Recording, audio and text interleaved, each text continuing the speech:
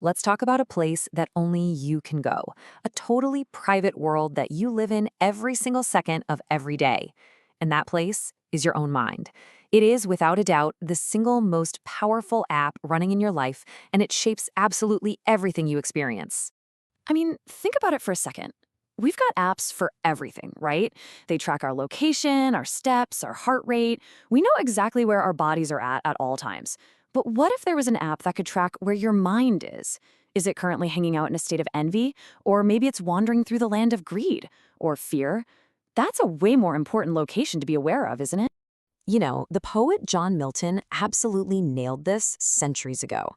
Our mind has this incredible power to just completely transform our reality. It can make a prison cell feel like a sanctuary, or a beautiful paradise feel like a total nightmare. It really all just depends on where we choose to focus. So you've got this wild contrast, right? On one hand, you have your physical location. It's known, it's tracked, it's easy to share. But on the other hand, you've got the location of your mind. And that, well, that's often a chaotic landscape of envy, fear, and desire that we rarely, if ever, stop to actually navigate. So what happens when we just let our minds run on autopilot? Well, without some kind of filter, they often default to a pretty toxic program. We can call it tabloid thinking. The philosopher Alain de Botton describes this default mode perfectly. It's this way of thinking that just boils complex people and complicated situations down into these simplistic, judgmental headlines. And it's usually driven by this weird need to feel superior and just look down on other people with contempt. And to show what he meant, de Botton did something brilliant. He gave the plots of these tragic literary classics to actual tabloid writers. For Shakespeare's Othello, this is the headline they came up with. It just strips away all the complexity, the tragedy, the humanity, and all you're left with is this crude judgment. Or take the classic novel Madame Bovary. The tabloid version, it's just a trashy headline that completely ignores her desperate, tragic search for a more meaningful life. It's nothing but pure, dismissive judgment. And for the ancient Greek tragedy of Oedipus, yeah, you get the idea. This kind of thinking is crude, it's dismissive, and honestly, it's the default mode for so much of our online world today. It's the mental trap we really need to escape from. So the big question is, how do we escape it? How do we upgrade this default mental software? Well, believe it or not, an ancient text gives us a surprisingly modern and super practical tool, an 8-point filter for our thoughts. Here it is. It comes from the book of Philippians in the Bible, but you should think of it like a quality control checklist for your mind. Before you let a thought really take root, you run it through these questions. Is it true? Noble? Right? Pure?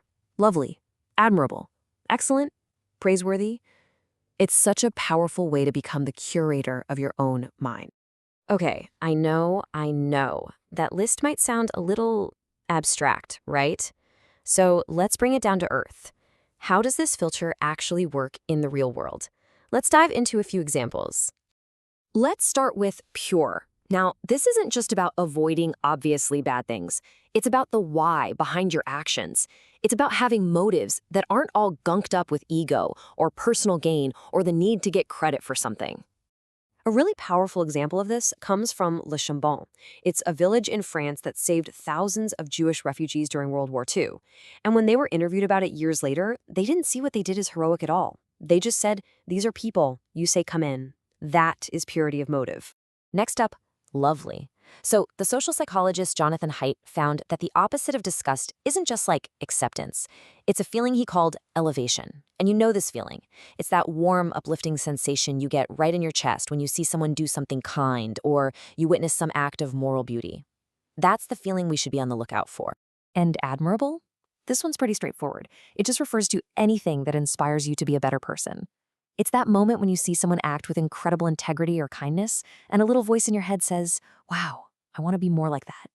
And you don't have to look for some huge, heroic act. I recently saw a restaurant worker, and you could tell it probably wasn't her dream job, but she was serving every single person with such genuine joy and presence. It was deeply admirable. It honestly made me want to bring that same energy to my own work. So we've seen the default tabloid mode, and we've seen the 8-point filter upgrade. Now we get to the most important part of all of this, realizing that this is a choice you get to make moment by moment. You are not stuck with that tabloid thinking default program. You absolutely do not have to be a passive consumer of every single judgmental, toxic, or anxious thought that just happens to drift into your mind. This right here, this is the key. You can become the scientist of your own mind. You can learn to observe your thoughts without getting totally swept away by them. And then, and this is the powerful part, you can intentionally, deliberately choose where you're going to focus your attention next. So, I'll just leave you with this question. Forget what the social media algorithm wants you to think about. Forget what your anxieties are screaming about. What is one true, noble, lovely, or admirable thing you can actively choose to focus on right now? The power to choose is always yours.